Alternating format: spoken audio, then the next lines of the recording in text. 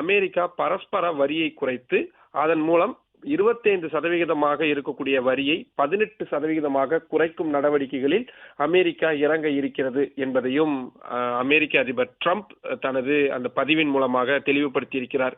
அதே போல இந்தியாவும் அமெரிக்காவுக்கு எதிரான தனது வரிகளையும் வரி இல்லாத தடைகளையும் பூஜ்ஜியமாக்க நடவடிக்கை எடுக்க வேண்டும் என்றும் அமெரிக்க அதிபர் ட்ரம்ப் வலியுறுத்தி இருக்கிறார். அது மட்டுமில்லாமல் $500 பில்லியன் அதிகமான அமெரிக்காவின் எரிசக்தி, தொழில்நுட்பம், விவசாயம், நிலக்கரி மற்றும் பல பிற பொருட்களை வாங்குவதோடு அமெரிக்க பொருட்களை வாங்குவோம் என்ற கொள்கையை மிக அதிக அளவில் கடைபிடிக்கவும் இந்திய பிரதமர் உறுதியளித்திருக்கிறார் என்பதையும் அமெரிக்க அதிபர் ட்ரம்ப் தற்பொழுது அந்த செய்தியில் குறிப்பிட்டிருக்கிறார். இனி வரக்கூடிய நாட்களில் இந்தியாவுடனான உறவு அற்புதமாகவும் இன்னும் வலுப்பெறும் என்றும் அவர் அந்த பதிவில் குறிப்பிட்டிருக்கிறார். இந்த பேச்சுவார்த்தையில் மிக முக்கியமான விஷயமாக அடுத்தடுத்து வரக்கூடிய நாட்களில் அமெரிக்காவின் பொருட்களை $500 பில்லியன் நிகரான பொருட்களை இந்தியா வாங்க ஒப்புக்கொண்டிருப்பதாகவும் இந்திய பிரதமர் நரேந்திர மோடி அதை ஒத்துக்கொண்டிருக்கிறார் என்பதை தான் ட்ரம்ப் தனது அந்த பதிவில் சுட்டிக்காட்டியிருக்கிறார்.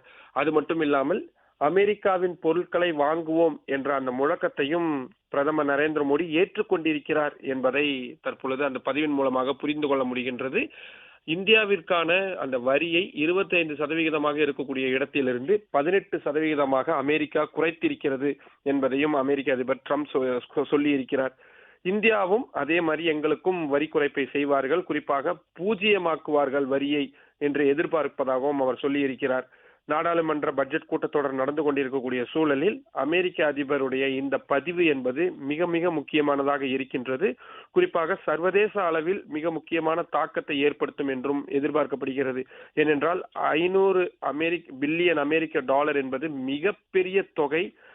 குறிப்பாக வெனிசுலா நாட்டிலிருந்து தான் இந்தியா இனிமேல் கச்சா எண்ணெயை இறக்குமதி செய்ய வேண்டும் போன்ற பல்வேறு விஷயங்களை அமெரிக்க அதிபர் ட்ரம்ப் தொடர்ச்சியாக சொல்லி வரக்கூடிய நிலையில் இந்த பதிவு என்பது அந்த விவகாரத்தை இன்னும் பூதாகரமாக மாற்றி இருக்கிறது என்பதுதான் புரிந்து கொள்ள வேண்டியதாக இருக்கிறது. அதே நேரத்தில் இந்தியாவுக்கான வரியை 18% குறைத்திருக்கிறோம் என்றும் அவர் சொல்லி இருக்கிறார். வரக்கூடிய நாட்களில் நல்லுறவு மேலும் வலுப்படும் என்றும் சொல்லி இருக்கிறார்.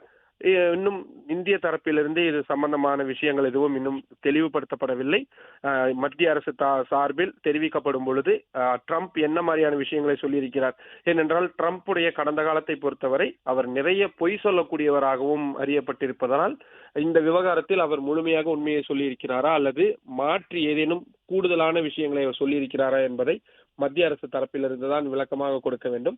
அவ்வாறு விளக்கமாக வரும் பொழுது அதையும் விரிவான ஒரு செய்தியாக பார்க்கலாம்.